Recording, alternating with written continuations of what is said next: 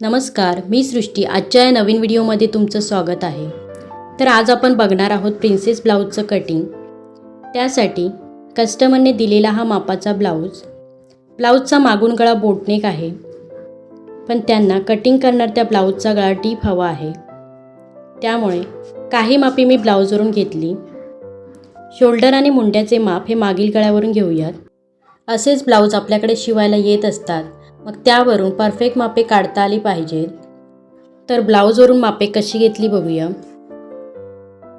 छाती आहे 19 इंच, पूर्ण छाती 38 इंच, कंबर आहे 15 इंच, पूर्ण कंबर 30 इंच, पुढील गळा आहे 6.5 इंच, मागील गळा 11 इंच एवढा घेणार आहे.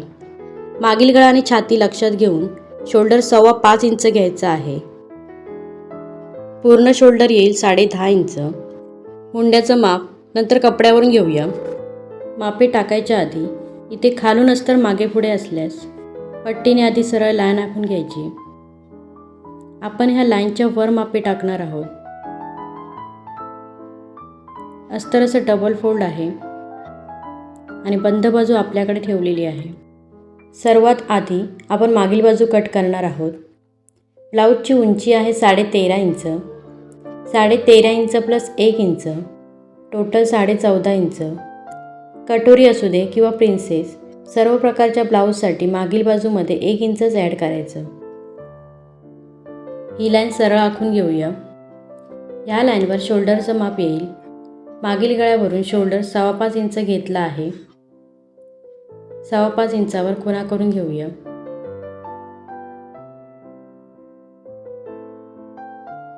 मुंडा खोली 6 इंच घ्यायची.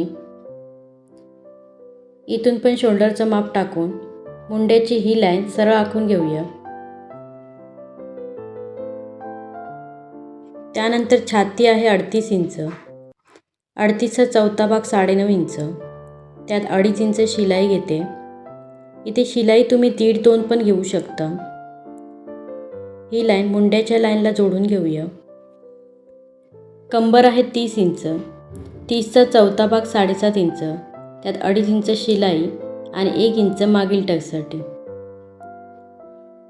टक्सची लाईन आणि शिलाईची लाईन आखून घेऊया.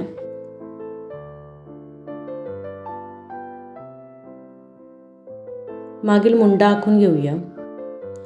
अर्धा इंच बाहेरून खुणा करून तिरपी रेषा आखून घ्यायची.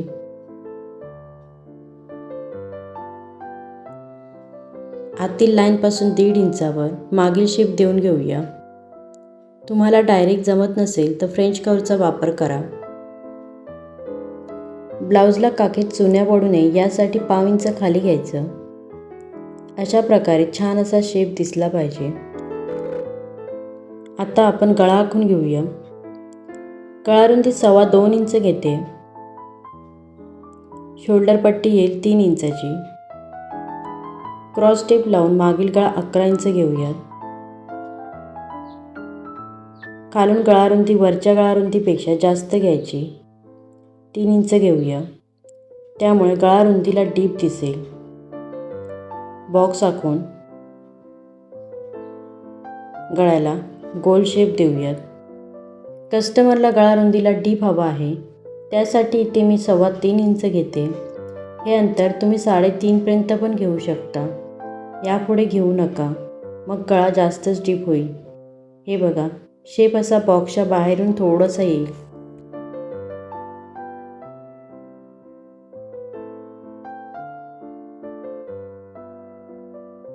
टक्स आखून घेऊया. सेंटरपासून 4 इंचावर 4 इंच उंचीचा टक्स घेते.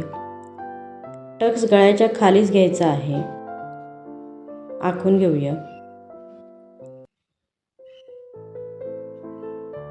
शिवताना आपण अर्धा इंचाचा टक्स घेतो, ते 1 इंच वाढून घेतलेलं आहेच. पट्टीने आखून घेऊया. अशा प्रकारे मागील बाजूचं ड्राफ्टिंग करून झालं. आता कट करून घेऊया. प्रिन्सेस ब्लाऊज पेपर कटिंगचा व्हिडिओ पण माझ्या चॅनलला आहे. बघितला नसाल तर नक्की बघा. त्याची लिंक तुम्हाला डिस्क्रिप्शनमध्ये देईन. तर आपण इथे यावरून पुढील बाजू कट करणार आहोत. मागील बाजू कट करून घेतली आणि मग उचलून इथे ठेवूया. या भागाला वाढवायचं आहे तर ॲडजस्ट करायचं. गळ्याकडील भाग ओपन बाजूवर ठेवायचा. ओपन बाजू फिरून माझ्याकडे घेते.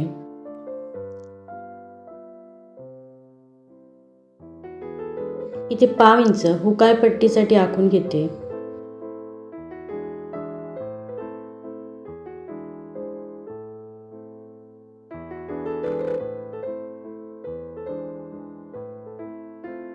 आखलेल्या लाईनच्या पुढे मागील बाजू अशी ठेवायची.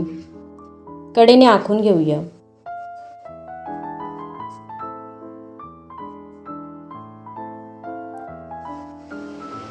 इथे 1 इंच मागील टक्ससाठी घेतलेलं होतं ते पुढील बाजूमध्ये घ्यायचं नाही. इथे खालच्या अस्तरावर हे बघा शिलाईपर्यंतच खुणा करून घेते.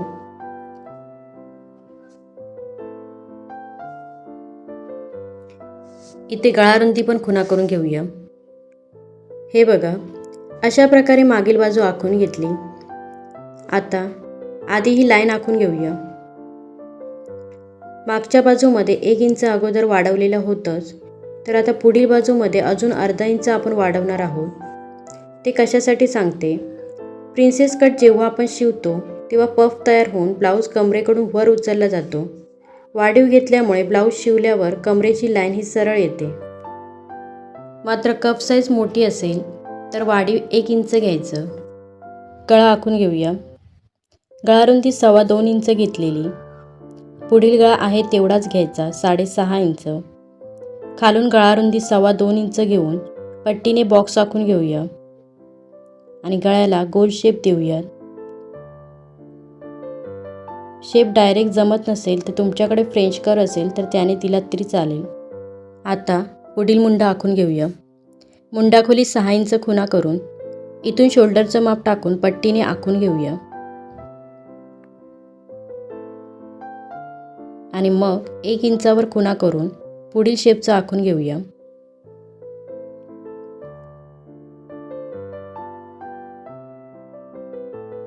कट करताना मात्र हा शेप कट करायचा आहे.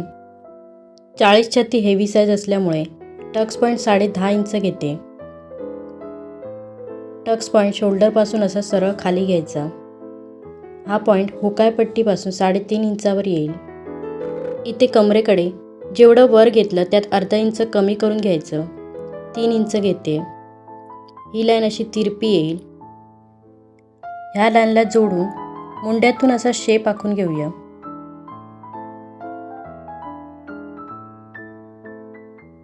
इथे 2 इंच टक्स घ्यायचा आहे. कप साईज जास्त असेल तर हे माप 2.5 इंचापर्यंत घ्यायचं.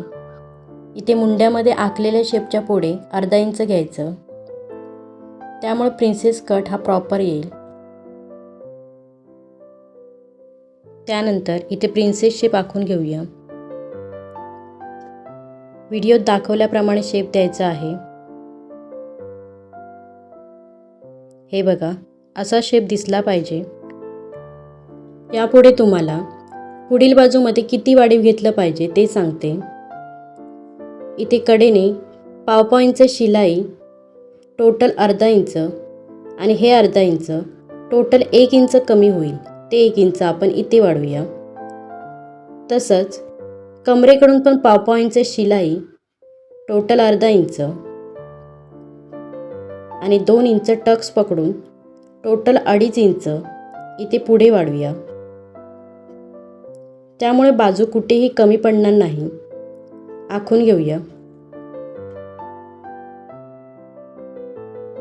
त्यानंतर ही लाईन अशी क्रॉस घ्यायची आणि मग टक्स पॉईंटपासून ते कमरेपर्यंत अंतर मोजून बघूया. 4.25 इंच आहे. तेवढंच हे अंतर घ्यायचं आहे. खुणा करून घेऊया आणि इथून पण लाईन क्रॉस आखून घेऊया. आता मुंड्याचं माप काढूयात. हे माप आपण ब्लाऊज फिटिंग देताना परफेक्ट यावी यासाठी घेत असतो. 38 छातीचा चौथा भाग 9.5 इंच खुणा करून पुढे शिलाई. मुंड्याचं माप हे शोल्डरपासून ते छातीपर्यंत मोजायचं आहे. मागील किंवा पुढील बाजूचा शेप कुठलाही घेऊ शकता. 9.5 इंच आहे. अशा प्रकारे मुंड्याचं माप घ्यायचं आहे इथे टक्स पॉईंटच्या पुढे 1/5 इंच टक्स द्यायचा आहे. आखून घेऊया. अशा प्रकारे प्रिन्सेस कटचं ड्राफ्टिंग करून घेतलं. आता कट करून घेऊया. आधी कडेने कट करूया आणि मग प्रिन्सेस कट कसा कट करायचा ते बघूया.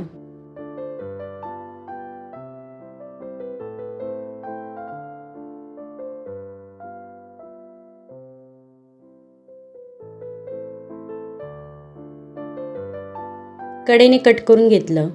आता प्रिन्सेस शेप कट करूया. कट करायचा भाग असा लाईन करून दाखवते. तो भाग कट करून घेऊया.